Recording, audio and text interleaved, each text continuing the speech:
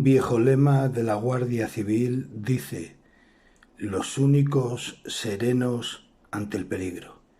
Esa serenidad que han demostrado los dos agentes de la Guardia Civil que han caído en acto de servicio, que han caído en el desempeño de sus funciones esta semana. Quizás la noticia más dura, más cruel, más contundente de estos últimos días. Yo no podía comenzar el vídeo de esta semana sin tener un recuerdo, sin hacer un homenaje a estos dos agentes muertos en acto de servicio en la lucha contra el narcotráfico. Desde aquí, mi más profundo, mi más sentido pésame a toda la familia de la Guardia Civil, a las viudas, a los huérfanos, a los familiares de los dos agentes caídos, así como de otros muchos que les precedieron. Los que hacemos, los que salimos, los que montamos nuestras actividades en el campo, en el mundo rural, sabemos mucho de lo bien y de lo buena que ha sido siempre para nosotros la presencia de los agentes de la Guardia Civil y los muchos problemas que nos han solucionado y cómo han velado siempre por nosotros en el desempeño, en el desarrollo de sus funciones y en nuestras actividades. No podía empezar esta semana el vídeo en lugar de poner un minuto de silencio, poniendo el himno de la Guardia Civil.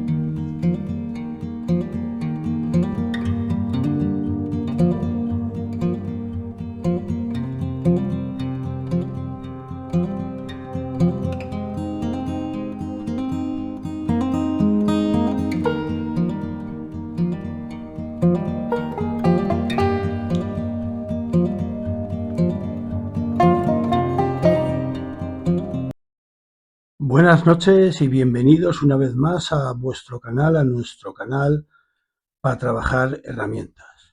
El cuchillo de esta semana es un cuchillo que la verdad me costó un determinado tiempo y pegar bastantes vueltas conseguirlo.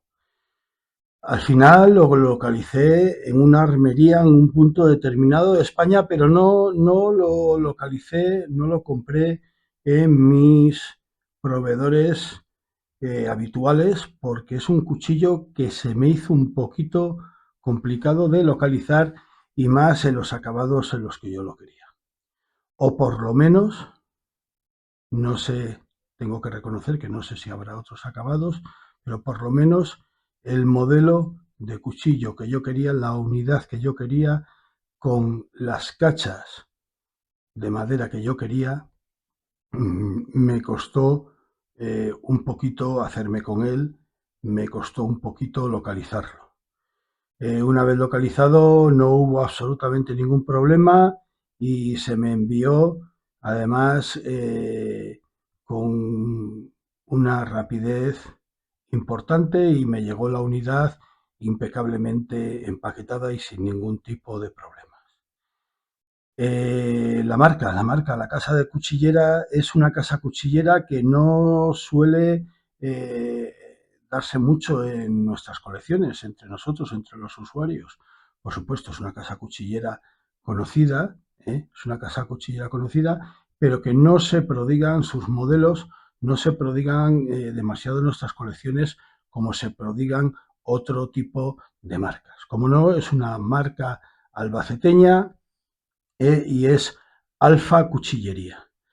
Dentro de Alfa Cuchillería hay otras dos marcas o todo pertenece al mismo grupo empresarial. No sé cómo decirlo porque no quiero meter la pata y soy un gran desconocedor de esta firma cuchillera. Tengo que reconocer que soy un gran desconocedor de esta firma cuchillera. Tengo una empatía importante hacia ellos porque la calidad de sus acabados y de sus cuchillos para mí es media alta, o sea, y no sé por qué digo media. Creo que tiene una calidad de cuchillos alta, muy buena.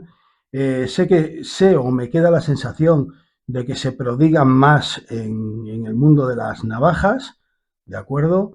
Pero para mí, los cuchillos que tiene la empresa eh, son de una calidad muy buena. Estoy hablando de la empresa albaceteña Alfa Cuchillería.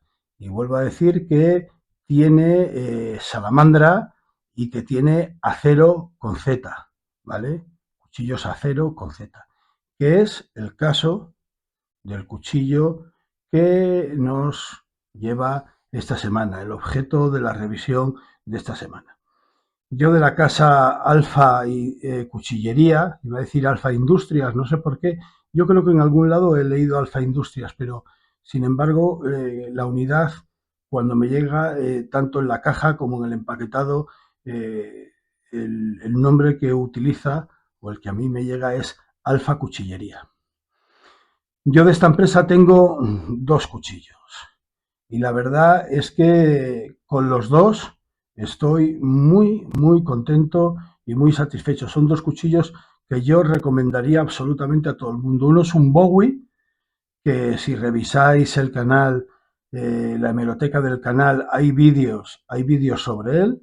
Un Bowie que además me sorprendió mucho, en su día lo hablé, porque yo creía que me iba a llegar como acero, como Alfa Cuchillería Acero, pero me llegó troquelado como salamandra, ¿no? Pero bueno, ya lo hablé eso en su día, no voy a redundar más sobre ello, entiendo que son temas de marca y de negocios y que son pues situaciones es que no sé muy bien cómo decirlo, ¿no? Que las empresas saben por qué las hacen así y no hay que darle muchas más vueltas. Yo en los catálogos lo había visto como que era un cuchillo, el Bowie, me estoy refiriendo, que era como un cuchillo de acero de Alfa Industrias, Alfa Cuchillería, pero reitero, me sorprendió mucho que cuando la unidad que a mí me llegó troquelada, me llegó marcada como salamandra. Un Bowie impresionante, un Bowie impecable, un Bowie, es que además un Bowie bonito a rabiar, un Bowie precioso, ¿vale? Entonces, eh, en esta vida hay una frase que a mí me gusta mucho, lo malo no es parecer un ignorante, lo malo es abrir la boca y confirmarlo, ¿no? Porque yo mismo me hago esta entradilla, porque desconozco, de verdad, desconozco totalmente la empresa. Desconozco totalmente la empresa, al dueño o al gerente, lo veo en las ferias de cuchillería, es una persona afable, educada, muy correcta, pero no tengo trato con él, lo veo detrás de las mesas, el que monta en feria, le saludo cordialmente, es una persona muy correcta, muy educada, eh, y no tengo más trato. Entonces, a lo mejor todo lo que pueda decir torpemente de esta empresa carece de fundamento, entonces prefiero no abrir la boca, ¿eh? Es lo que os he dicho, es lo que os he dicho hace un momento. En esta vida lo malo no es parecer ignorante, sino abrir la boca, y confirmarlo. Entonces, pues sea la razón que sea, ¿vale? A mí el Bowie me encanta, el Bowie de Alfa Cuchillería, Acero Cuchillería o Salamandra Cuchillería. Desde luego mi unidad viene troquelada, aunque yo la había visto en los catálogos con otro troquel, la mía viene troquelada como Salamandra, pero ya veis qué importancia tiene eso, ninguna. El motivo lo desconozco, por eso os acabo de decir lo que os he dicho. Y el otro cuchillo que tengo, que es el que es objeto de la revisión de esta semana, es un cuchillo impresionante, pero además, como diría Jesús Luis de Ubrique, ¿no? Impresionante. Es un cuchillazo, es el modelo Uro de Alfa Cuchillería de acero. ¿De acuerdo? En este sí que no tengo ninguna duda, porque me viene con los marcajes, me viene en la caja de acero, viene la marca de Alfa Cuchillería, viene envuelto, ya lo veréis, en un papel, o sea, desde el principio al fin, el cuchillo es una pasada de cuchillo. Digo desde el principio al fin porque la caja, el empaquetado, la presentación, el cuchillo, las calidades, los terminados, los acabados, a mí, a mí me dan clara muestra de que pese a que no conozco, soy un desconocedor de la firma, de que un 10, un 10, o sea, en todos los sentidos, un 10 absoluto. Por eso hace un rato he dicho que no entendía muy bien porque había dicho calidad media alta, ¿no? O sea, rectificar es de sabios. Hay muchas veces que decimos las cosas porque nos vienen a la cabeza de repente, ¿no? De media alta nada, una calidad alta de cuchillo. Y más este modelo, el Uro, que yo tengo, la unidad que yo tengo al menos, que está encabado en madera, una de las maderas que a mí más me gusta. Y todos los que sois parroquianos y asiduos al canal, sabéis que a mí la madera de ébano me encanta, me chifla, me encanta para encavar los cuchillos, ¿de acuerdo? Yo la considero una madera noble y una madera muy dura y una madera muy resistente. Pero bueno, el cuchillo lo pasaremos a desarrollar ahora más adelante en el desarrollo del vídeo. Sabéis que primero contamos una historia al hilo de los cuchillos, hacemos una entradilla, una historia al hilo de los cuchillos y ya luego pasamos a desarrollar lo que es el cuchillo en sí. Pero bueno, como es una marca que no se prodiga en mi canal, a mí me queda la sensación, a mí, a mí personalmente, puedo estar totalmente equivocado, me queda la sensación de que es una empresa que se prodiga más con las navajas. Yo sabéis que no entiendo de navajas, que no soy un aficionado de las navajas, sabéis que lo he dicho muchísimas veces, que yo soy aficionado a la cuchillería, pero no a las navajas. José Luis, ¿no tienes navajas? Pues sí, sí que tengo navajas, porque una persona que es aficionada a la cuchillería desde tan jovencito como yo, pues al final siempre te llegan navajas pues de muchos sitios y por diferentes motivos y por diferentes cauces. Ahora, no le hago, no, por supuesto que no le hago un asco a una navaja, ni muchísimo menos, pero que no es el objeto principal de mi coleccionismo o de mis gustos o de mis actividades, ¿de acuerdo? Aunque siempre con el cuchillo llevo una pequeña navaja o una navaja sin el pequeño o una navaja de apoyo. Entonces a mí me queda la sensación de que con el troquel, con el marchandamo de Salamandra, esta empresa sobre todo es muy fuerte en el tema de navajería, de navajas, y que, bueno, pues que el cuchillo no tiene tanta preeminencia en la empresa como lo tienen las navajas. A mí me da esa sensación. Pero quería hacer esta entrada porque yo solo tengo dos cuchillos, dos cuchillos de esta firma, ¿vale? Y los dos son impecables. Los dos son unos cuchillazos de impresión. Tanto que fijaros, siempre he dicho que, bueno, sabéis que soy un gran aficionado a los Bowies. Los Bowies tienen muchos tamaños, ¿de acuerdo? De los Bowies, más bien, y hablo de tamaño, más bien de tamaño moderado, de tamaño contenido, de tamaño modesto, sin duda alguna, si no es el favorito, es uno de mis favoritos, el Bowie que tengo troquelado como salamandra, ¿no? Que es de Alfa Cuchillería. Reitero que es un Bowie que me encanta, me encanta. Y quería hoy, antes de empezar el vídeo, pues en unos primeros minutos, pues aclararos todas estas circunstancias, que no voy a poder daros mucha información sobre el fabricante, porque la verdad es que no lo conozco, que sí, hombre, que sé quién es, y reitero, lo veo en las ferias, me parece una persona muy cordial, muy correcta, muy educada, pero no tengo trato con él y además pues solo tengo en mi colección dos piezas de esta casa cuchillera.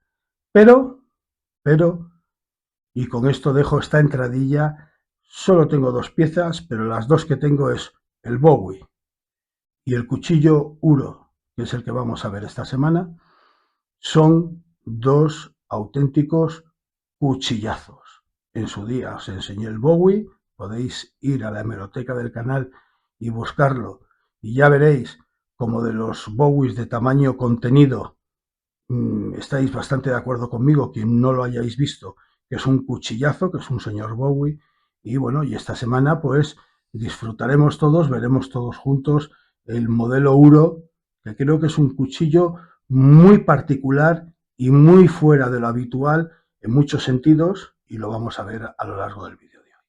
Pero bueno, vamos a entrar con la historia que hacemos siempre antes de empezar los vídeos, las revisiones de los cuchillos, y es el Uro. ¿Qué es el Uro? Pues el Uro es una especie de toro, ¿de acuerdo? Que campaba por toda Europa hace siglos. Pero un toro normal y corriente, pues no. Por lo visto, era un bicharraco de mucho cuidado.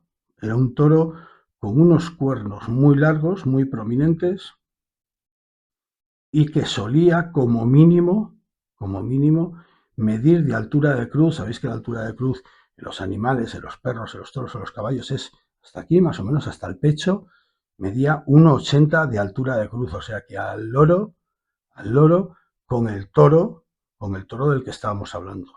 Un toro muy grande, muy potente, muy musculoso, muy desarrollado, y se sabe que el último ejemplar, fijaros, es que está datado, que el último ejemplar que desapareció en Europa era una hembra, estuvo en los bosques de Polonia y fue sobre el 1600 y pico, sobre mediados del 1600, cuando falleció. Dicen hasta he visto en escritos de muerte natural, hasta falleció de muerte natural la hembra esa sobre los mediados, sí, del año 1600, en el 1600 y pico.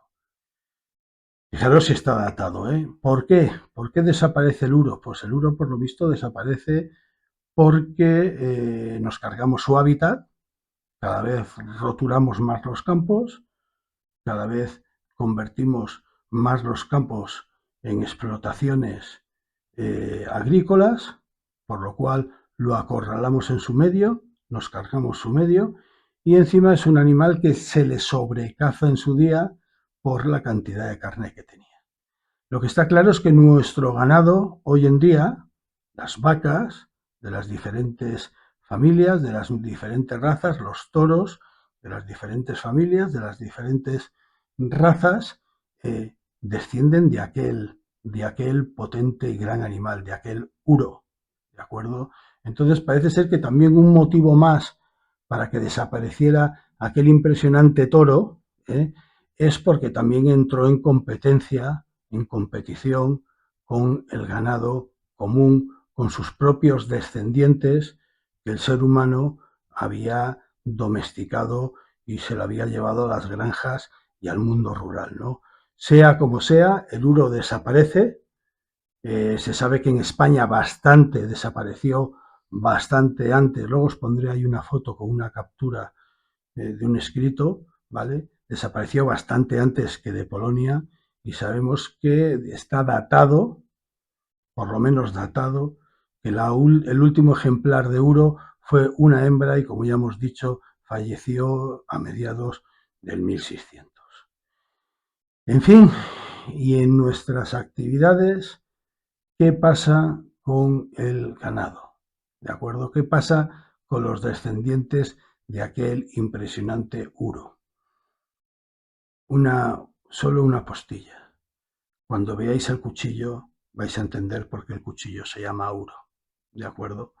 Bueno, pues, ¿qué pasa con nosotros? Con nosotros, ¿qué podemos comentar en el vídeo de hoy al hilo del cuchillo y al hilo de que el cuchillo se llame uro? ¿Vale? Pues vamos a hablar de los descendientes directos de aquel uro europeo, ¿de acuerdo? Que es nuestro ganado vacuno, ¿de acuerdo? Que con sus diferentes razas, con sus diferentes familias, lo tenemos a lo largo de toda la península ibérica y que haya gente que le produce serios dolores de cabeza a la hora de las prácticas de nuestras actividades en el monte y en el campo. Mirad, yo me he reído mucho con este tema, me he reído mucho en la zona de Cantabria y de Asturias, me he reído mucho en la zona de Galicia, me he reído mucho cuando he hecho mis actividades de montaña, de senderismo de aire libre por picos de Europa, pero también mucho a lo largo del Camino de Santiago. En Pirineos, bueno, en general a lo largo del Camino de Santiago. ¿Por qué? Porque ves situaciones un poco sordidas, ves situaciones. Claro, yo juego con trampa, os he explicado de siempre que yo tuve la suerte de a tiempo parcial, cuando no eran épocas de clase ni de estudios, a tiempo parcial yo fui un niño de campo y encima pues tuve la gran suerte de pasar grandes temporadas con una familia que tenía una cabaña ganadera en Cantabria, con una familia que yo apreciaba muchísimo y viví mis veranos en ese entorno, ¿no? En el entorno de la ganadería y de una familia ganadera. Entonces, claro, yo entiendo que yo doy por hecho muchas cosas al haberme pasado mis veranos de infancia en ese entorno, en ese ambiente, lo cual además lo agradezco muchísimo porque no cabe la menor duda que me influyó mucho como persona y en el desarrollo de mi personalidad posterior a lo largo de los años. eh, yo doy por hecho cosas que el mayor de los comunes no está acostumbrados y sobre todo, fijaros, En Picos de Europa no tanto, porque en Picos de Europa nos movemos mucho montañero, que llevamos pues bastante tiempo en el entorno natural, ¿no? Pero una cosa muy curiosa que se da en el Camino de Santiago, y lo entenderéis, es que hay gente que se lanza al camino sin antes haber tenido, no tienen por qué, mucho peregrino que se lanza al camino, no tiene por qué haber tenido experiencias anteriores o experiencias muy profundas o muy desarrolladas o muy dilatadas en el tiempo, de actividades al aire libre y en el monte, ¿no? Entonces el problema llega cuando en un punto determinado del camino se encuentran con las vacas, se encuentran con el ganado. Y yo he visto situaciones que yo creo que todos los que estáis en redes sociales las habréis visto también antes o después en algún vídeo. He visto situaciones un poco sórdidas, ¿no? Y he llegado a un punto determinado del, del camino, y he visto un tapón de peregrinos, ¿no? Pero un tapón de gente que yo de lejos decía, ¿qué está pasando ahí? Van para adelante, van para atrás, van para adelante, van para atrás en el camino, y a medida que me iba acercando, pues decir, acabáramos. Acabáramos, y el acabáramos era que a mitad del sendero, que a mitad del camino hay una, dos, tres o cuatro vacas. Y la gente, cuando se topa y a lo mejor no ha tenido anteriormente, además a mitad de los caminos las vacas obviamente que te sueles encontrar son vacas de carne, ¿vale? Entonces a la gente le imponen bastante más que las que llamamos frisonas o holandesas o vacas de leche, ¿no? Las vacas frisonas, las holandesas, las vacas de leche, si nos las encontramos a mitad del camino, suele ir el pastor con ellas o la pastora con ellas, con la vara de avellano, y es porque las sacan de los prados a la granja o viceversa, ¿no? De la granja a los prados a pastar. Entonces eso es muy bonito, la gente se echa a un lado, saca los móviles, tal, pero el problema viene cuando a mitad del monte te encuentras con dos o tres o una, que yo he visto situaciones de una vaca de carne, plantada a mitad del camino, y claro, la vaca se te queda mirando. Y la vaca te mira, ¿no? Y llega el peregrino, la gente que no está acostumbrada a estos animales, y ya se les hace un mundo encima. A muchos se les hace un mundo encima, cuando en realidad hay que ignorar totalmente al animal, hay que pasar totalmente del animal, seguir toda tu marcha y dejar el animal tranquilo, ¿verdad?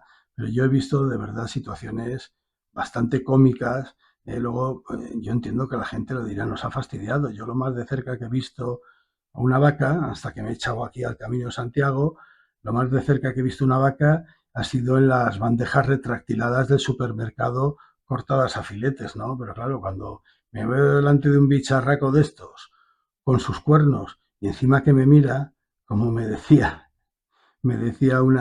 una peregrina boliviana, es que me está mirando. ¿Ha visto usted cómo me mira? Mire, me muevo y la vaca me mira. Me muevo para el otro lado y la vaca me mira. No me atrevo a pasar porque la vaca me va siguiendo con la cabeza y me va siguiendo con la mirada. Y yo digo, hombre, mujer, por el amor de Dios. Anda, colóquese detrás mía y vamos. Vale, pero va usted delante, ¿eh? Y sí, y una vez pasado, decís, ve cómo la vaca es curiosa, como cualquier tipo de otro animal, pero digo, pero mire que es ganado común, que es ganado manso. Entonces, pues estas circunstancias que nos parecen un poco de cachondeo, un poco pueriles, pues haya gente que de verdad que les supone un problema, ¿eh? Yo he visto a gente saltar corredoiras, saltar los muros de las corredoiras y irse a mitad de prados para evitar el camino porque había dos vacas a mitad del camino. Mirad, para los neófitos, para los que no estén acostumbrados, los que estéis acostumbrados y esto para vosotros no sea un problema, yo creo que con este vídeo vais a pasar un buen rato conmigo y os vais a reír bastante, ¿verdad? Y bueno, pues vamos a echarle un cable a esa gente que no está acostumbrada y que de repente se va a hacer una ruta, se va a hacer una excursión por esos montes de Dios y se encuentra con ganado a mitad del camino. Mirad, los caminos, como su propio nombre dice, son caminos que se utilizan para que la gente deambule de arriba abajo por ellos. Lo primero que tendríamos que pensar como con lógica es que si hay ganado a mitad del camino es porque el ganado no le tiene miedo al hombre, porque los animales de tontos tienen lo justito. Yo siempre he dicho que a mi manera de pensar, el animal más tonto que hay es la oveja. Pero vamos a ver, esto es una apreciación gratuita por mi parte, ¿vale? Esto es una impresión mía y ya está, ¿no? Yo cuando les veo con el calor que hace, todas hechas una pelota, con las cabezas unas debajo de otras, hechas una pelota para crearse ellas mismas ese microambiente de darse sombras unas a otras y así evitar el sol, a mí me hace mucha gracia verlas, ¿no? Yo siempre he tenido esa impresión, qué animal más bobo, de verdad. Esa ha sido mi impresión, ¿vale? Pero los animales que hay sueltos y con los que nos podemos topar, de tontos, tienen lo justito. Entonces, si los animales tuvieran miedo al hombre, tuvieran miedo al ser humano, no estarían a mitad del camino. Eso es lo primero que tenemos que pensar. No estarían a mitad del camino. Entonces, hay que tenerles la prevención justa porque no son ganado bravo. Ojo, ojo. Diferente sería si por la circunstancia que fuera nos encontráramos con ganado bravo. Pero bueno, yo creo que hasta el más común de los mortales sabe distinguir ganado de carne, o sea, vacas, bueyes, etcétera, a un toro de ganado bravo, ¿vale? Entonces, el ganado bravo suele estar cerrado y suele estar metido en dehesas y no nos lo vamos a encontrar a mitad de camino, a mitad de trochas y a mitad de montes. No es normal, a no ser que sea que, oye, que haya habido algún tipo de accidente y al ganadero se le haya escapado una res, ¿vale? Pero si no, no es normal. Entonces, venía a decir esto, mirad, yo recuerdo la entrada de Sarria. Sarria está en los últimos 100 kilómetros de Santiago, cuando el camino de Santiago se vuelve en el venidor de la peregrinación, y perdonar que lo diga así, pero bueno, cuando se masifica el camino de Santiago, porque son los 100 últimos kilómetros que exige la Catedral de Santiago para dar la famosa Compostela y reconocimiento de kilómetros, entonces a partir de Sarria el camino se llena un poquito de gente, se colapsa un poco, ¿no? Y yo a la entrada de Sarria hay un conocido senderito, pero nada, entrando a Sarria, ¿vale? Que a mano derecha pues hay unos prados cerrados, ¿vale? Donde ves que hay ganado, donde hay gente que tiene pues cabritas, ganado, ovejas, vacas, tal, pero pegado, el peregrino va caminando por un caminito que no es una alameda, no es un parque, pero casi, ¿no? Están los árboles en fila, a la derecha tienes el valladito de donde está todos estos animales y tú estás ya entrando a Sarria y pasas entre el vallado y los arbolitos, en una especie de, ya os digo, no es un jardín y es una alameda, pero casi tiene bordillo urbanizado y todo. Bueno, pues hubo un año que yo no sé, la vaca, y además aquella era una vaca lechera, yo no sé aquella vaca de dónde se salió, pero esa vaca se había salido de algún lado, por supuesto. Las vacas lecheras no suelen campar a sus anchas, ellas solas, sin pastor, al lado de las carreteras, en un bulevar, ¿no? Por decirlo de alguna manera. Y allí estaban todos los peregrinos que se bajaban a la carretera y yo digo, ¿estos qué están haciendo? ¿Los van a atropellar y tal? Y era porque la vaca tan ricamente estaba allí a mitad de aquella especie de alameda, de aquella entrada ahí a Sarria, estaba ella ahí, pues había hierbecita fresca, porque como la zona era un poquito así semi-ajardinada, ¿no? Pues ahí ella estaba tan tranquila y claro, venían caminando los peregrinos con sus mochilas, con sus bastones, y la vaca se les quedaba mirando con cara de curiosidad, pero sin miedo ninguno, porque es ganado manso, ¿no? Y los peregrinos empezaban y a vocear, todos empiezan a vocear. ¡Ah, ah, ah! Y yo creo que eso aún más hace que la vaca los mire y que diga, ¿y estos qué les pasa, no? Porque las vacas están acostumbradas a las personas, ¿no? Entonces, cuando de repente ven seres humanos de dos patas y empiezan ahí a montar un festival de voces y de movimientos y tal, pues la vaca yo creo que es más curiosa aún, ¿no? Y dice, ¿y estos? ¿A estos qué les pasa? y la vaca no se aparta, porque la vaca no tiene ningún motivo para apartarse. Apártate tú, ya pasarás tú, ¿no? Debe de pensar la vaca. Y bueno, y aquello era una risa, aquello era un espectáculo. Señores, se pasa al lado de la vaca, que la vaca no va a hacer nada. Siempre estamos haciendo con la salvedad, siempre estamos diciendo que la salvedad de que no sea ganado bravo, ¿vale? Pero el ganado bravo está cerrado en dehesas normalmente.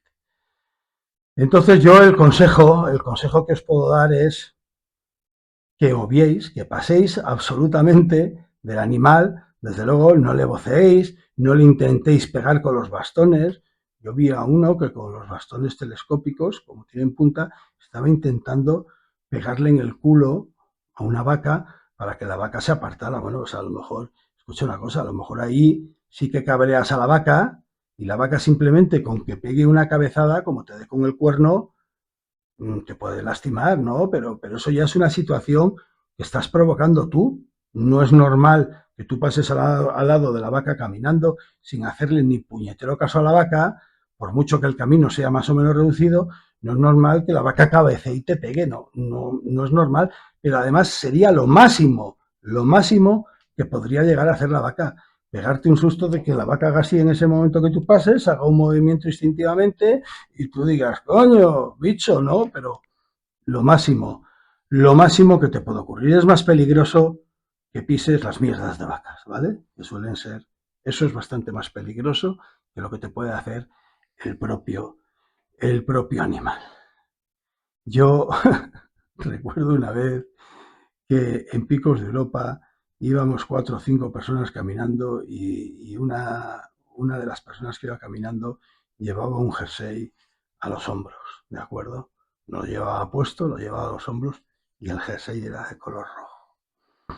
¿Vale?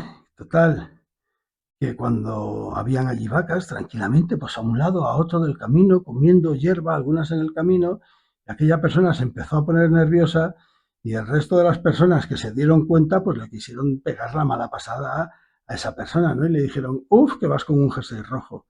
Ya verás, ya sabes que dicen que por los capotes que las vacas van al rojo, que van al color rojo, ya verás tú las vacas. ¿No? Se estaban quedando con aquella persona, pero aquella persona le entró el miedo y ¿cuál fue la reacción que tuvo? Quitarse inmediatamente el jersey, claro. Al quitarse inmediatamente el jersey y hacer visaje con el jersey, pues casualmente, de casualidad, alguna vaca, una de las vacas se movió un poco, ¿no?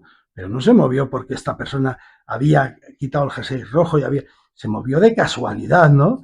Y bueno, ¿qué más quieres? Para que los otros le dijeran, a mí que lo has citado, ¿eh? A mí que, se me quedó la frase, a mí que lo has citado, ¿eh? A mí que se va cara para ti. Mira, aquella persona, la pobre, empezó a correr camino para abajo con el jersey en la mano como podía, que yo digo, se va a caer y se va a lastimar.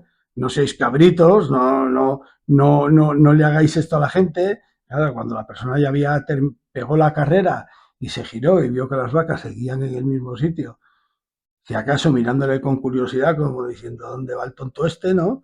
Pues el tío, pues, y vio a todo el resto de gente partirse de risa, pues hombre, pues se dio cuenta de que le habían tomado el pelo. En algún vídeo cuento yo cuando nosotros una vez tuvimos que cruzar una de esas en la que había ganado bravo. Eso lo cuento en un vídeo, mis parroquianos lo habréis oído y, y allí sí que tuvimos que correr y corrimos, que a lo mejor no hubiera pasado nada, pero todo esto que os estoy diciendo con el ganado bravo, por supuesto, cambia totalmente. ¿Cuál es la otra circunstancia que nos podemos encontrar? ¿Vale? Nos podemos encontrar, por terminar, lo que os estaba comentando, perdonad, ahora, porque si no, así lo hacemos un poco ordenado. Tenéis que tener en cuenta que cuando el pastor tiene al ganado suelto, en sitios por donde pasa gente, y cuando las mismas vacas están a mitad del camino, sabiendo que por ahí pasa la gente y están viendo pasar a la gente, es porque no hay ningún problema, no hay ningún peligro. Si por una de aquellas un pastor tuviera una vaca que mochara, en el argot se dice así, o sea, que cabezara y moviera un poco con los cuernos, nada a comparación de lo que hace el ganado bravo, que mochara, lo que se llama mochar, yo os aseguro que ese pastor no iba a tener la vaca ahí al lado de un camino, no iba a tener la vaca suelta porque es el pastor el primero que no quiere problemas. Entonces, de verdad, no os hagáis un nudo gordiano mental y cuando a mitad de un camino, de un sendero, a mitad del camino de Santiago, veáis ganado a mitad del camino, obviarlo, no le hagáis ni puñetero caso, seguir caminando para adelante y ya está. Otro caso que nos podemos dar, que era lo que había empezado a decir antes, es que lleguemos a una zona que el camino esté cerrado con una cancela y te pidan, por favor, abra y cierre la cancela. Ahí ya sí que sabemos que es que hay algún tipo de ganado dentro, muchas veces son vacas, son bueyes, son vacas, y te está pidiendo que tú abras la puerta, que sí, que puedes seguir, que hay lo que se llama servidumbre de paso, tú puedes seguir transcurriendo por el camino, progresando por el camino, pero que por favor abres, pasas y vuelves a cerrar la valla. Si no cerraras la valla, le ibas a gastar una guarrada al ganadero porque el ganado se le irá. Una, dos, tres, cuatro o las que hagan falta. Se le irán. Y eso, sinceramente, es una faena para el ganadero. Pero tú abres, cierras tu valla, sigues por tu camino y el ganado va a estar tranquilamente ahí metido. Si no es ganado bravo, siempre hago esa excepción, va a estar ahí tranquilamente metido y tú cuando llegues al otro lado, que salgas de la finca de este señor, tendrás otra portilla, tendrás otra puerta, abrirás, cerrarás. Muchas veces os vais a encontrar, ojo con lo que os voy a decir. Bueno, que quede claro esto que ya hemos hablado. Por favor, abrir y cerrar las cancelas. Abrirlas para pasar, pero cerrarlas. Aseguraros de que las dejáis cerradas porque si no le gastáis una marranada al ganadero si se le sale el ganado del tipo que sea de ahí dentro, ¿vale? Luego muchas veces os vais a encontrar con los famosos pasos canadienses, ¿vale? Que los pasos canadienses suelen llevar parejo un paso con puerta pequeña, con portilla para las personas.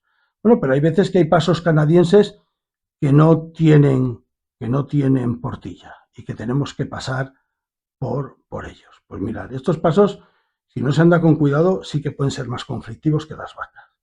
¿Por qué? Porque el paso canadiense es un paso enrejillado en el suelo simplemente que el animal, el ganado, la vaca, no se atreve, aunque no haya puerta, no se atreve a salir porque tiene miedo a meter la pezuña en los huecos. Entonces se dejan, los habréis visto, suelen ser de hierro, ¿vale? Suele ser un enrejado de hierro que tiene pues una cuarta más o menos entre hierro y hierro, que las personas pisamos encima de los hierros y pasamos, ¿vale? Pero el animal no se atreve. El animal llega ahí, tiene miedo, prueba, tiene miedo a meter la pata en el hueco entre los hierros y el animal no sale. Sin que haya puerta ni nada, no sale. Vale, últimamente se prodigan mucho los que no son hierros fijos, sino que son tubos que giran. ¿Por qué? Porque así pasan también los vehículos, sin fastidiar los neumáticos, ¿vale? Pero el ganado cuando intenta pasar, aparte de ese hueco que hay entre hierro y hierro, como son tubos rotatorios, ¿vale? Están los hierros, pero dentro de cada hierro hay metido un tubo, porque lo entendéis de alguna manera, esos tubos se mueven, giran. Vale, pues ahí sí que tenemos que tener cuidado porque si entramos muy decididos, pisamos mal y hacemos rodar uno de los tubos, volare. O sea, nos vamos a caer, nos vamos a pegar la culada del siglo. No es fácil porque cada vez se hacen mejor y quien encarga esas portillas, quien encarga los pasos canadienses, pues ya los hace con conocimiento para que, en fin, para que los tubos simplemente rueden un poquito para darle miedo al ganado, que el ganado no salga, pero no es que en cuanto coloques la bota encima vaya a rodar el hierro y vayas a ir a hacer puñetas. Lo que tienes que hacer es cruzarlos con cuidado. Tanto si son enrejados por no patinar tú y no meter el pie entre las rejas tú, ¿vale? Para eso eres Homo sapiens, ¿no? Crúzalos con cuidado, poniendo los pies encima de los hierros con conocimiento, y si veis que son de estos que los hierros van entubados, que llevan unos tubos, pues también con cuidado porque prever que en un momento determinado, cuando pises uno de los tubos, puede girar el tubo, ¿vale? Sobre su eje, sobre el enrejado, puede girar el tubo y puedes patinar y te puedes pegar una culada. No es necesario. Pero ya cuando vemos un paso canadiense de estos, tenemos que barruntar que entramos a una zona en la que hay ganado. ¿De acuerdo? Ya, pues sabiéndolo y yendo mentalizados, no tiene por qué haber ningún problema. Y son las circunstancias más o menos en las que nos podemos ver. Yo creo que las fincas de ganado bravo es difícil que las atraviese caminos, senderos con servidumbre de paso, ¿vale? Yo creo, sinceramente creo, con los casos que yo me he encontrado, salvo aquel que conté y algún que otro más, pero los mínimos, el ganadero tiene las dehesas de tal manera, pues hombre, que no suele estar el ganado bravo al alcance del senderista o del caminante que pasa por un camino o por una pista con servidumbre de paso.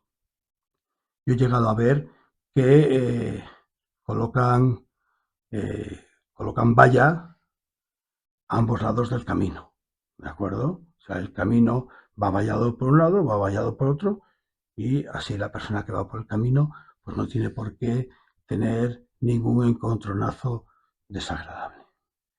Y luego, pues, en Picos de Europa, bueno, en los lagos de Covadonga, esto le ha pasado a mucha gente en los lagos de Covadonga. Y hay vídeos que lo enseñan, ¿de acuerdo? Ya cada vez está más regulado el subir a los lagos de Covadonga con tu propio vehículo. Como no madrugues mucho, y mucho quiere decir, pues antes de las 6 de la mañana, tú ya a los lagos de Covadonga no subes con tu vehículo. Abajo hay unas barreras, cierran el acceso y tú tienes que subir con autobuses lanzaderas. Pero bueno, antiguamente sí que hasta hace unos años, si tú madrugabas un poquito, si tú llegabas temprano, y sobre todo si no era en el estío, no era en los meses estivales, donde el turismo está bastante masificado, pues tú con tu coche podías subir hasta arriba. Los primeros, a primera hora de la mañana, podías subir hasta arriba. Y ahí hay ganado. Ahí hay ganado a mitad de la carretera, que la gente pues tiene que ir con el coche, con cuidado, esquivándolos, pero arriba, en la plataforma, en la parte de arriba, hay un bar, ¿de acuerdo? Y hay un parking, y ahí hay ganado. Y aquel ganado sí que es un poco cabrito, aquel ganado sí que es un poco borde, aquel ganado está un poco harto de la gente y de los coches que aparcan allí. Entonces todo el mundo va a hacerle tonterías, todo el mundo entre el parking, al ganado que hay entre el parking, entre los coches, le va a hacer tonterías. Y ese ganado sí que está un poco, pero porque ese ganado, esos en concreto, están un poco rebordecidos, ¿de acuerdo? Hartos de que la gente, ¡ay! Le toquen los cuernos, ¡ay! Le peguen la cabecita, ¡ay! No sé qué. Y esos no es que hagan correr a la gente, pero si te descuidas, si te arrimas demasiado a tocarle las narices, pega la cabota, que digo yo, hace el gesto y claro, ya te ha pegado el susto y ¡ah! Y la gente sale corriendo, ¿no? Hay bastantes vídeos de ese aparcamiento de los lagos de Covadonga que son un poco divertidos, porque es que la gente se olvida de que los animales no dejan de ser animales. Pero bueno, el objeto de esta historia de hoy es que de verdad no tengáis prevención con el ganado de carne o las vacas que os podéis encontrar a mitad de caminos y de senderos, porque no hay, en un principio, no hay absolutamente ningún problema con ellas. Hay veces, hay veces que no solo los mastines van con las ovejas, ¿vale? Hay veces que los mastines también van con las vacas. Y el mastín está para cuidar su ganado, ¿vale? Consejo muy importante. Obviar a los mastines. Los mastines no se van a ir hacia vosotros ladrando, pero se van a ir hacia vosotros ladrando de forma de advertencia, ¿vale? Yo estoy aquí, el mastín, cuando se va hacia un senderista ladrando, el mastín lo que está haciendo, para que vosotros lo entendáis, es está diciendo, yo estoy aquí currando, yo estoy aquí protegiendo a esos, y tú aquí, ¿a qué vienes? ¿Vale? Entonces, cuando os encontréis ganado con mastines, lo que tenéis que hacer es rodear un poquito. Si en ese momento el ganado está a mitad de la pista, está a mitad del sendero, y van con ellos mastines, chicos, es que es un poco de conocimiento, ¿no? Hacer una circunferencia, ladear el ganado, ladear el grupo de ganado que va con los mastines, no os acerquéis a ellos demasiado, o sea, guardar una distancia prudencial. Aún así todo, el mastín va a salir a ladraros, va a salir a montaros el pollo, pero es su manera de deciros, que yo estoy aquí. Nada de tirarles piedras, nada de levantarles los bastones para pegarles, simplemente guardar una distancia prudencial, bordearles, aunque tengáis que dar un poquito de vuelta, y no tengáis que atravesar el camino, tengáis que dar un poco de vuelta. El mastín, en cuanto vea que os alejáis del objeto de su protección, que os alejáis de su ganado, va a pasar de vosotros olímpicamente. Bueno, para los que seáis muy miedosos con respecto a los perros que os salen al camino, venden unos aparatitos en todas las redes sociales de ultrasonidos que se aprietan, suenan unos ultrasonidos, unos sonidos con una frecuencia que nosotros prácticamente y sin el prácticamente no la detectamos, pero que a los perros les molesta los oídos.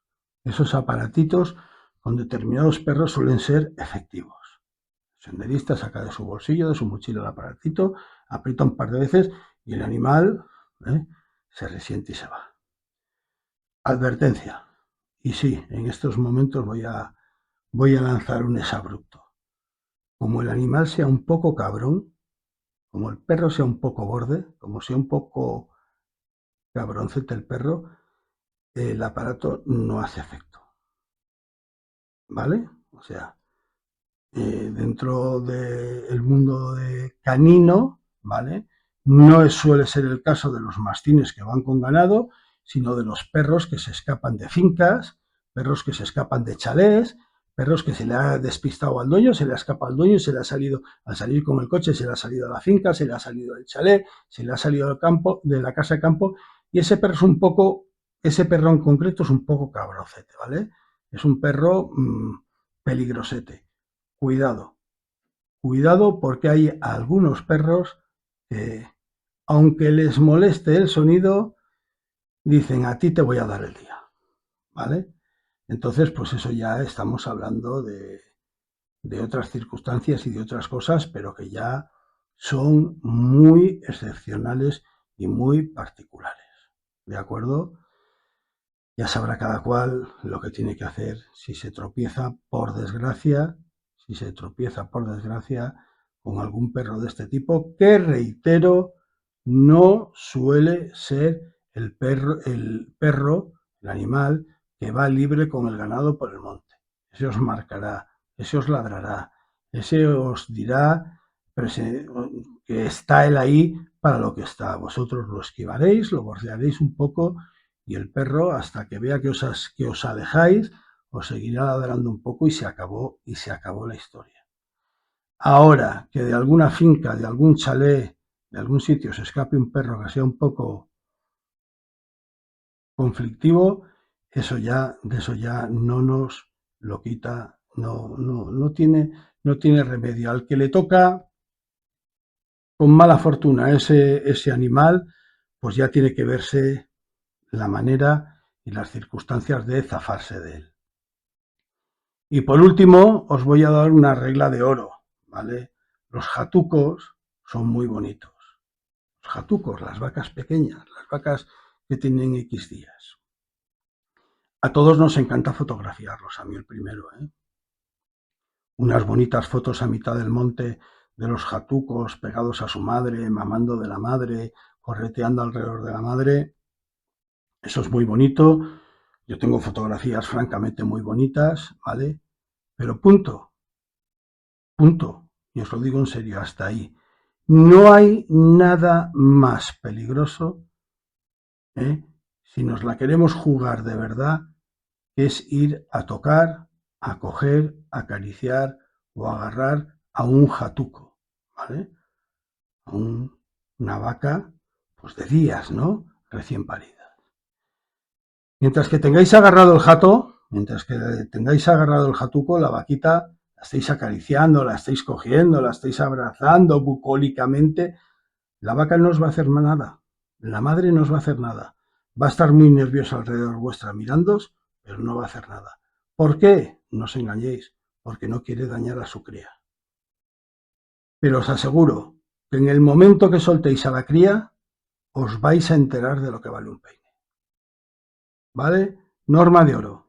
En estos momentos os estoy dando un consejo que creerme que os estoy haciendo un gran favor. Dejar tranquilos a las crías de vaca. Todo lo que os he contado hasta ahora no sirve de nada como la vaca vaya con la cría. Si la vaca va con el jatuco, es tan sencillo como, ay, qué bonito, hacer unas fotos a las distancias prudenciales y no empeñarte en ir a tocar el jato, no empeñarte en ir a tocar el jatuco, abrazarlo, agarrarlo, ay, qué mono, mira qué bonito que es y tal. Os aseguro que en cuanto os apartéis de la cría, la madre va a ir a por vosotros y os va a dar un serio disgusto, pero es simplemente sentido de protección de madre, ¿de acuerdo? Hay mucha gente que ha tenido serios disgustos con este tema que os acabo de contar. Hombre, José Luis, sí, os lo aseguro. Ha habido gente que ha tenido muy serios disgustos porque un mochazo de una vaca, aunque no sea un animal bravo, aunque no sea ganadería brava, os puede hacer mucho daño, pero mucho daño, ¿eh? Entonces ha habido gente que, ¡ay, qué bonito, mira! Han ido corriendo y lo han cogido y lo han abrazado. Y en esos momentos la madre no estaba pegada a él, pero estaba a 2, 3, 4 metros de él. Y claro, la madre, en cuanto han visto que ha cogido el jatuco, se va para allá, pero no os hace nada. Se la ve nerviosa, mirándoos, cerca, tal, moviéndose, y la gente, ¡ay, qué bonito y tal! En el momento que se suelta el jato y que os apartáis de él, la madre va por vosotros. Pero indefectiblemente, ¿eh? Y vais a tener un serio disgusto. Por lo menos, como mínimo, una buena carrera os va a pegar. Pues nada, yo creo que de lo que podía hablaros sobre este tema, sobre los encuentros vacunos a mitad del monte, ya más o menos lo he hablado. Reitero, pensar que si la vaca está a mitad del camino por donde hay trasiego de gente, es porque la vaca está acostumbrada a la gente y la vaca pasa totalmente de nosotros como nosotros debemos de pasar de la vaca. Y si alguien tiene un percance es porque seguramente ha hecho algo que no debería hacer porque el ganado está acostumbrado a día tras día, ver pasar a la gente y es más, nos suelen mirar con bastante indiferencia. Tener en cuenta lo que os he dicho del ganado que va con los mastines, bordearlo a una distancia prudencial, y en cuanto el mastín vea que no sois un peligro para su rebaño, sí, os va a seguir montando el pollo, pero porque en eso le va el sueldo, él tiene que decir aquí estoy yo, y ya está, y nada más. Y por supuesto, no toquéis bajo ningún concepto los jatucos, las crías de las vacas. Sin más, Uro, el cuchillo Uro, esa especie de toro de vaca gigantesca que tuvimos hasta el 1600, hasta mediados del 1600 en toda Europa. Sin más, vamos a ver el cuchillo Uro de Alfa Cuchillería Acero Salamandra.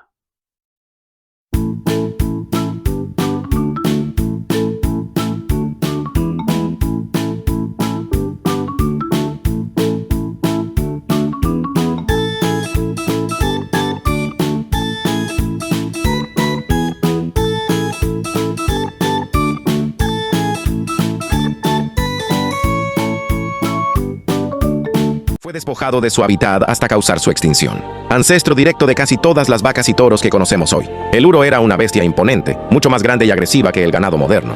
Los machos podían medir hasta 1.80 metros de altura a la cruz y pesar cerca de 1 tonelada. Tenían cuernos macizos y curvados hacia adelante que podían medir hasta 80 centímetros de largo. Eran famosos por su temperamento feroz. En la antigua Roma, Julio César escribió sobre ellos diciendo que eran casi tan grandes como elefantes y que no perdonaban ni a hombres ni a bestias. A medida que la agricultura se extendía por Europa, los bosques densos, su hogar, fueron talados para convertirse en campos de cultivo. Al ser parientes de las vacas domésticas, los uros empezaron a competir por el mismo pasto, y lo peor, a contraer enfermedades de los animales de granja que sus sistemas inmunológicos no podían combatir. La última hembra de uro murió de causas naturales en el bosque de Hakhtorov en 1000.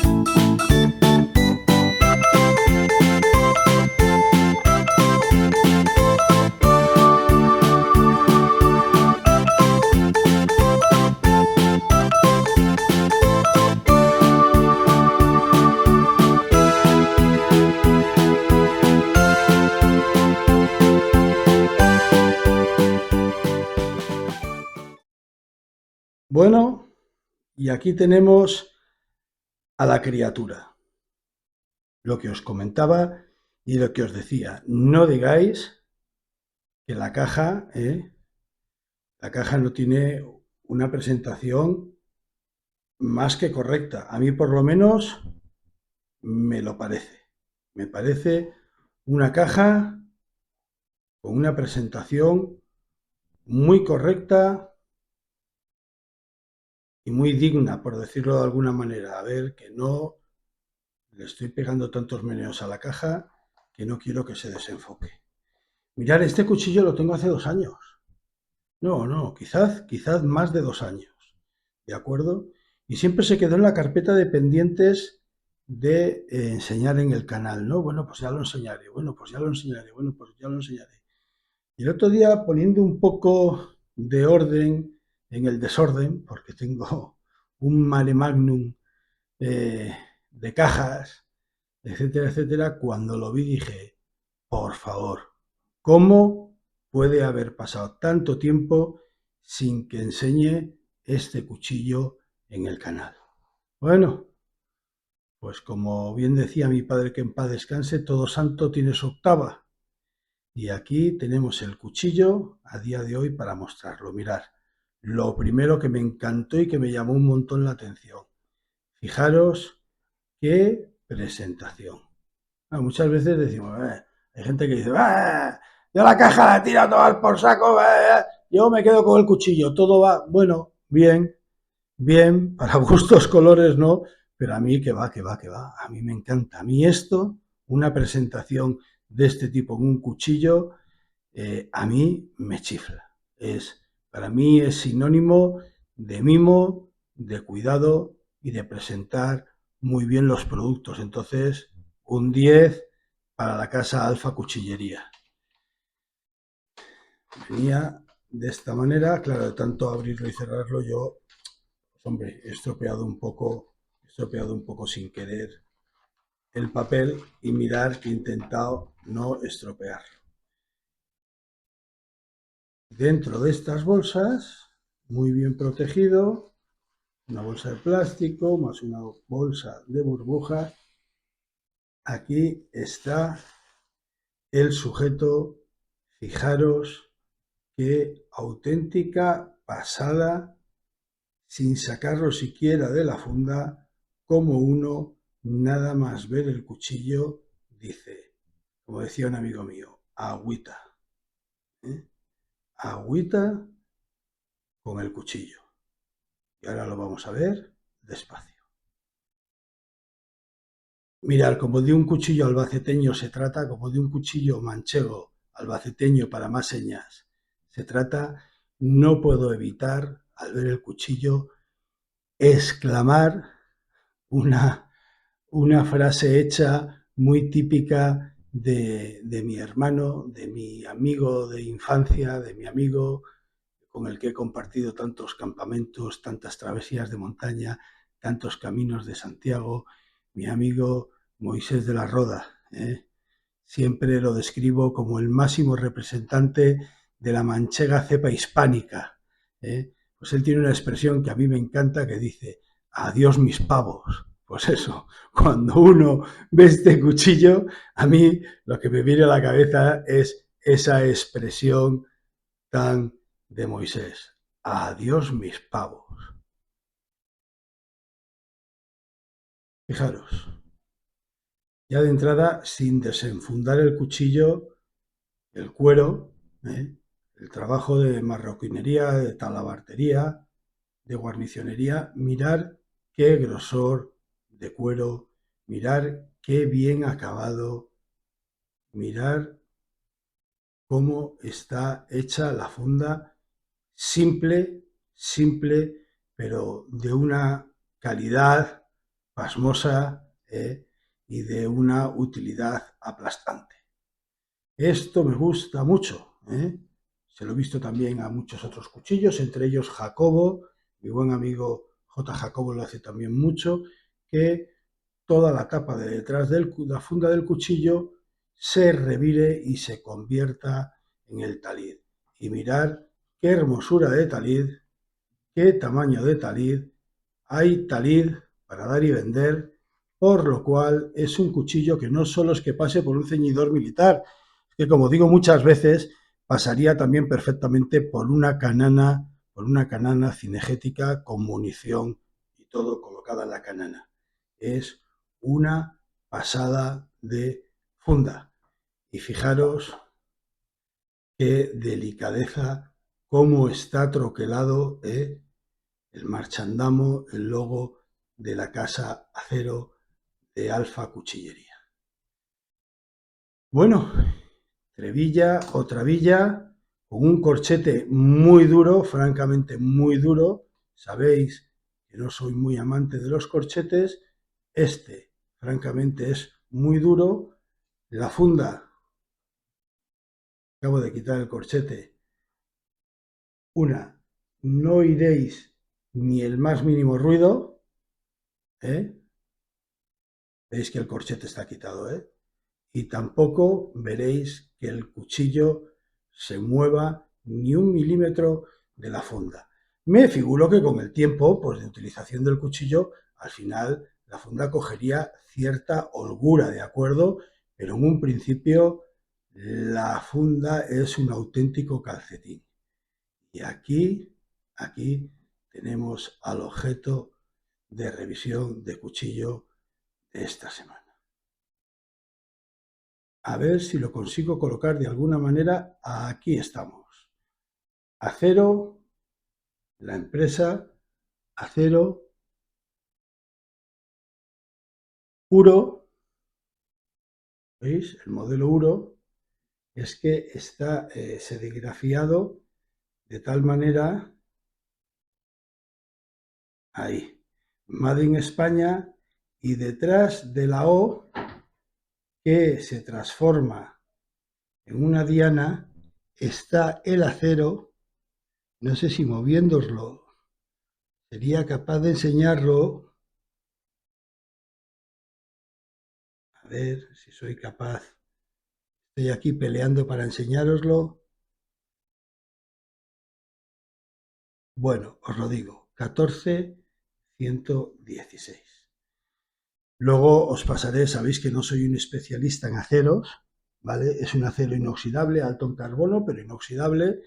Luego os pasaré una tabla de un par de fotos en el que se habla de las grandes propiedades que tiene este acero 14116.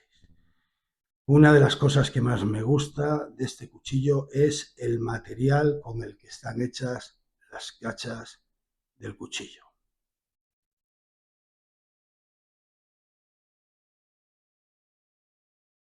Muchos de vosotros, yo creo que ya la habéis adivinado, además, lo he adelantado en la historia, ¿vale? Pero para mí esta madera, que la considero una madera noble, marca mucho la diferencia entre un cuchillo y otro. ¿Qué madera es?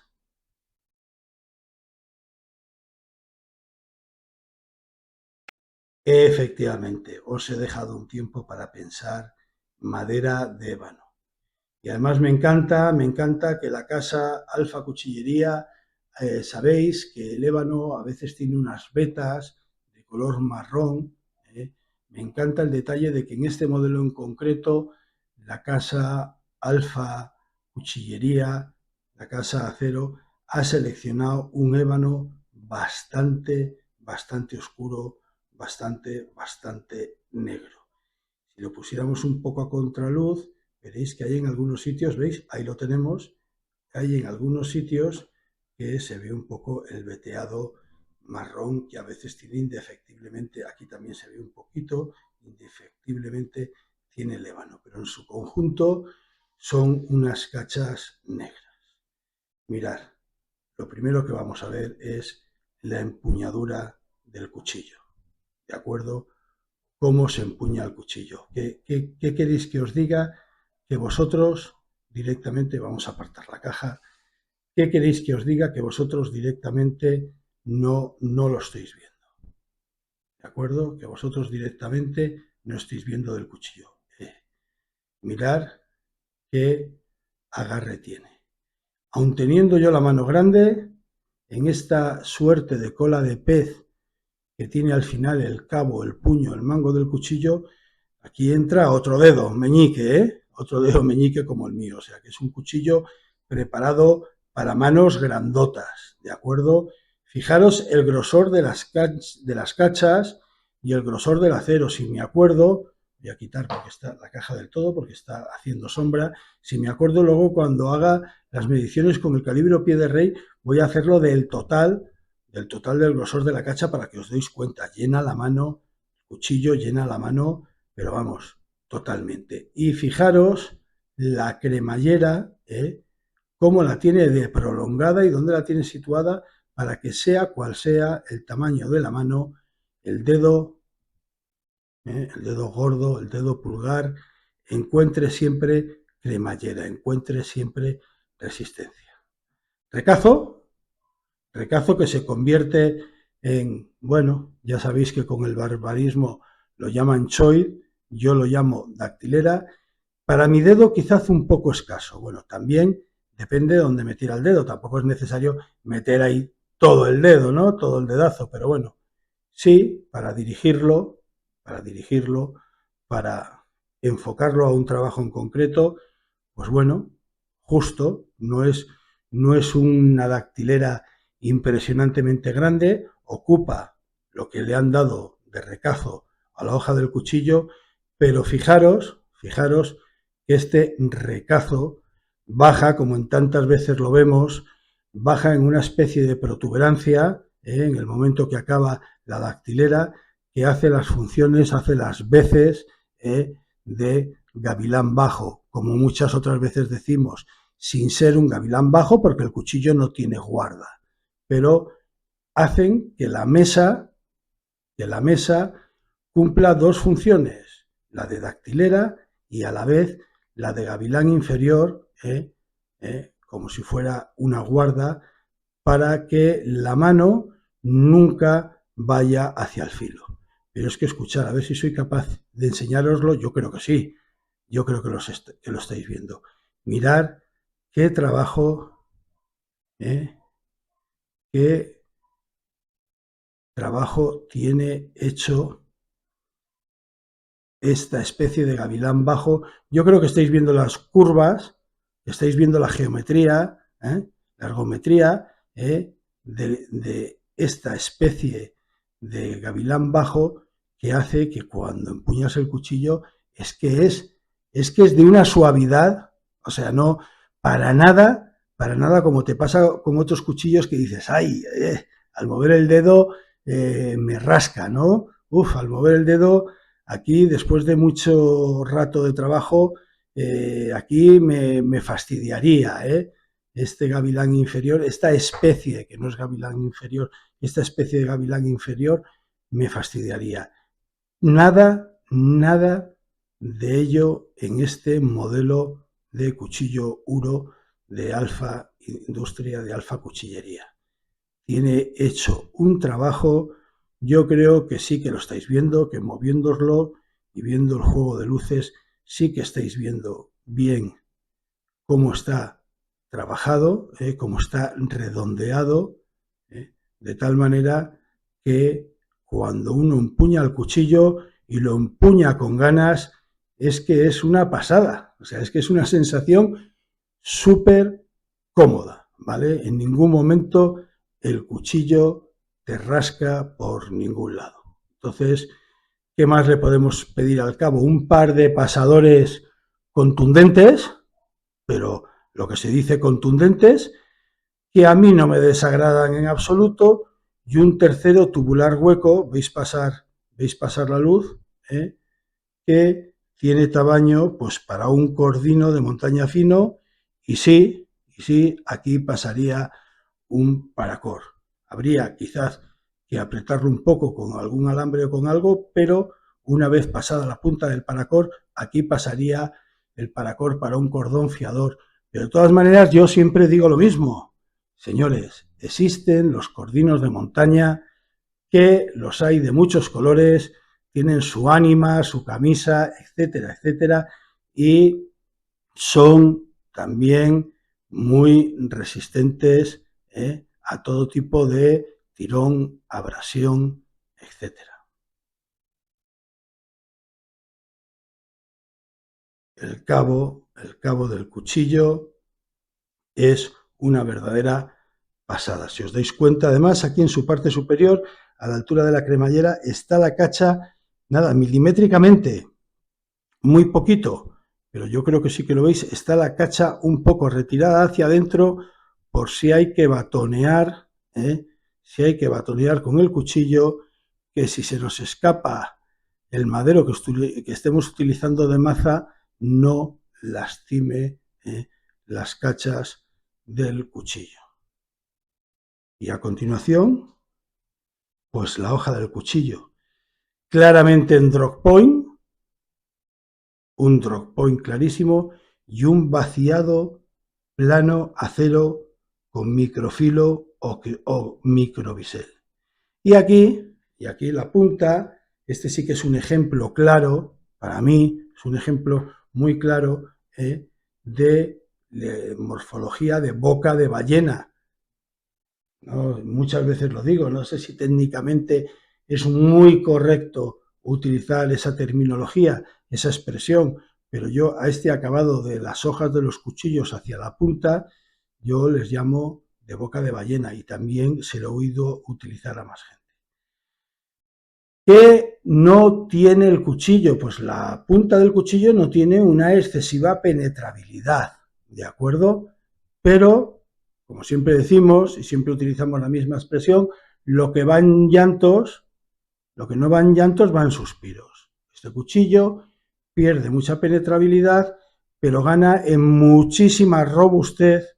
Fijaros, gana, a ver, un segundo, gana en muchísima robustez en la punta del cuchillo, porque hasta muy última hora, fijaros dónde estoy apretando, yo lo voy a poner, hasta muy última hora no empieza a disminuir el grosor del acero hasta la punta.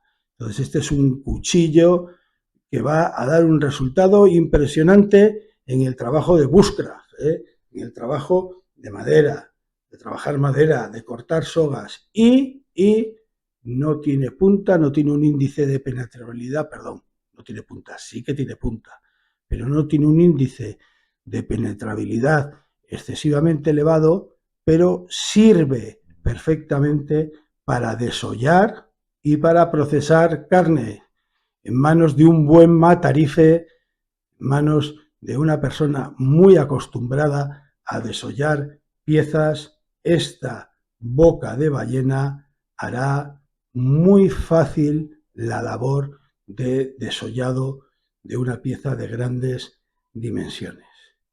Yo creo que el conjunto en sí del cuchillo, salvo aquellos de vosotros que digáis, no, mirad, yo una de las características principales que necesito del cuchillo es que tenga una gran penetrabilidad la punta del cuchillo, ¿no?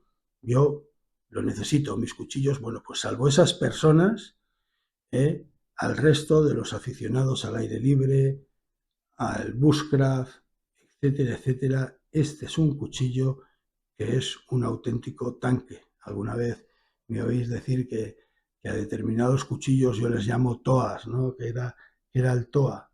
El toa era el transporte oruga acorazado. Bueno, pues este cuchillo es de los que yo calificaría como un auténtico toa. Mirad qué grosor tiene de hoja, que ahora lo mediremos. Vaciado plano, como ya hemos dicho, microfilo, micropisel, punta en boca de ballena, dactilera, somera, pero dactilera, un recazo que tiene la protuberancia esta inferior, que no es que sea un gavilán bajo, pero hace las funciones de gavilán bajo, y caída en drop point. ¿Qué más os puedo decir de este cuchillo? Pues ya os lo he dicho prácticamente todo. Ahora, cuando hagamos la revisión, terminaréis de salir de las dudas que podáis tener, pero fundamentalmente yo lo que os puedo decir de este cuchillo es que este cuchillo, cuando se empuña este cuchillo, ojo, ojo, cuando se empuña este cuchillo se tiene totalmente la sensación de que se tiene una herramienta poderosa, muy poderosa en la mano. Y no puedo evitar acordarme del último vídeo, del vídeo anterior a este en el canal, en el que hicimos una entrevista en la Escuela de Cuchillería Don Luis de Valencia, y una chica, perdonadme, ahora no me acuerdo el nombre de ella, decía que ella quería aprender a hacer cuchillos que fueran prácticos y muy bonitos a la vez. A esta chica le tengo que enseñar este cuchillo, ¿de acuerdo?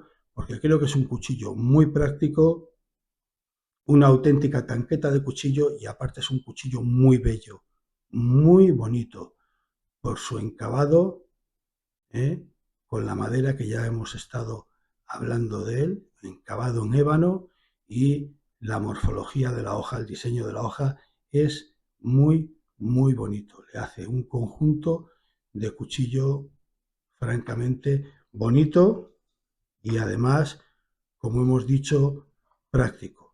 Ya habéis visto que la funda, exenta de cualquier cosa superflua, encaja como si fuera un calcetín en el cuchillo. Ya hemos visto las pruebas y mirar qué conjunto, qué preciosidad de cuchillo, a la vez que práctico. Y como es tan aplastantemente sencillo y evidente el cuchillo, pero tan aplastantemente práctico y bonito a la vez, pues tampoco es que haya que extender mucho más la revisión del cuchillo. Voy a ver si puedo meter un poquito al revés, lo estoy abriendo, disculparme, si puedo meter un poco el objetivo para que lo veáis de cerca, disculparme esos segundos que ha habido de desenfoque, y fijaros qué chulada de herramienta. Pues bueno, vamos a pasar a ver la revisión del cuchillo.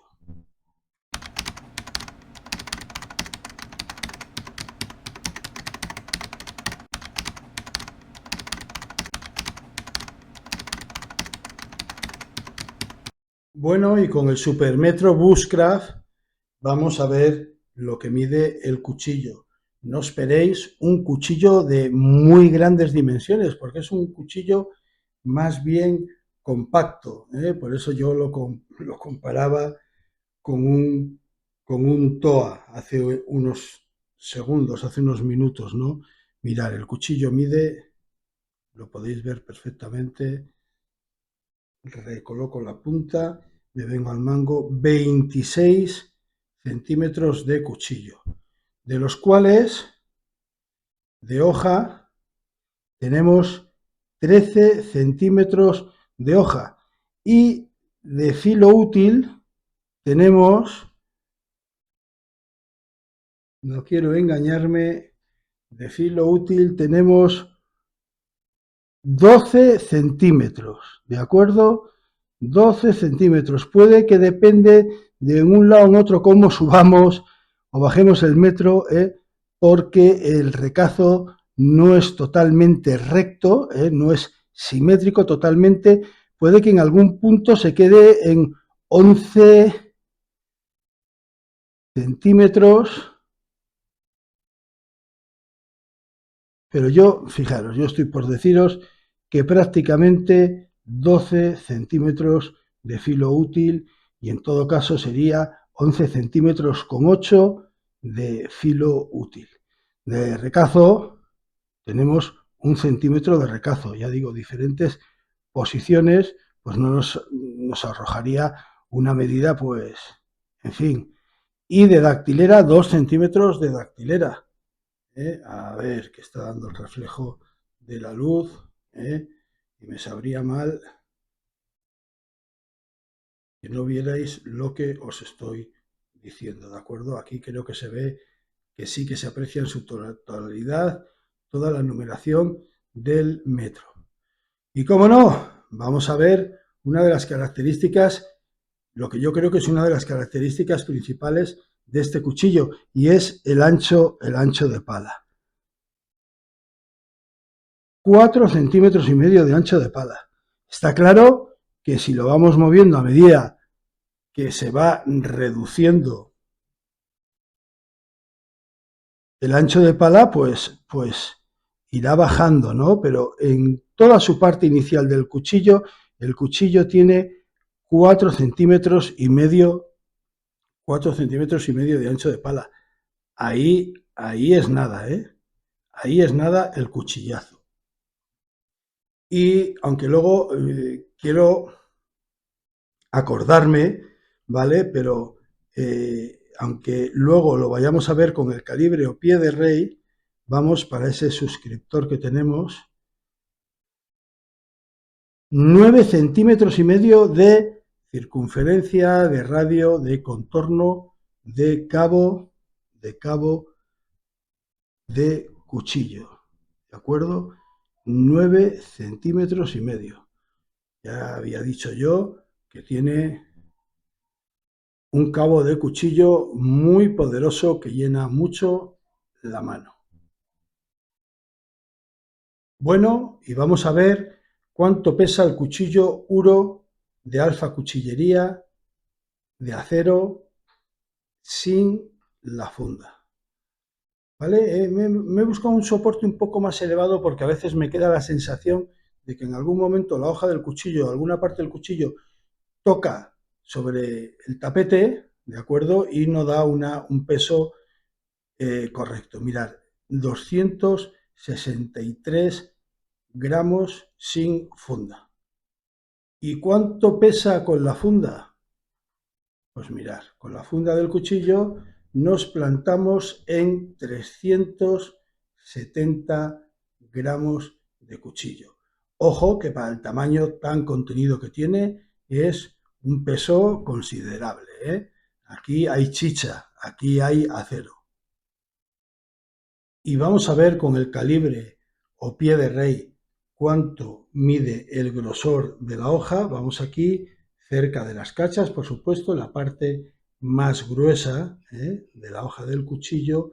Vamos a meter el calibre y es que es justito, es que es clavado. 5, a ver, bueno, no soy capaz de enfocaroslo ahí, 5 milímetros de grosor de hoja. 5 milímetros justos de grosor de hoja. Pues todo un tanque de cuchillo. Y esperar, que ya se me iba a olvidar. Me da rabia porque no quiero arañar las cachas, pero bueno, como lo he dicho, lo voy a hacer para que veáis lo que llena la mano. 2 centímetros con 1 milímetro de grosor de empuñadura. 2 centímetros con 1 milímetro. Una auténtica bestia parda de cuchillo, no cabe la menor duda.